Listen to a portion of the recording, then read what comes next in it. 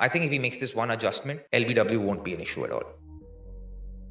What else can Shubman do to deal with his ball dragging back into his pad issues? What could he add to his game that he hasn't tried already?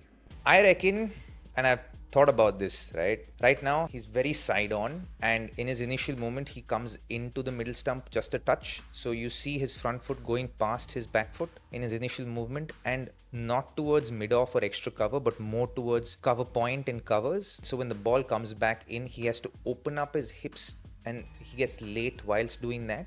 So for me, I feel if he can get his front foot to point towards the right of covers or towards extra covers, and in his stance, and as far as shoulder is concerned, instead of facing the head of the umpire, like his shoulders facing the head of the umpire, if that can open up to the right shoulder of the umpire. So if the umpire is standing here and I'm looking at Shubman, his left shoulder is pointing to my right shoulder. So that gives him the access of both his eyes to watch the ball, and with his feet being slightly open towards extra cover, he doesn't have to take the time to open up his hips to allow the bat face to come through.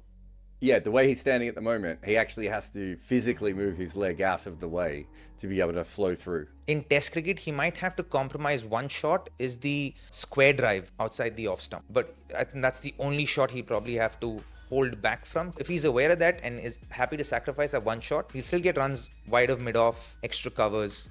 But beyond that, say right of point, that cover drive right of point, he probably won't get, because he has to move too far across to get into position to play that shot well. I think if he makes this one adjustment, LBW won't be an issue at all.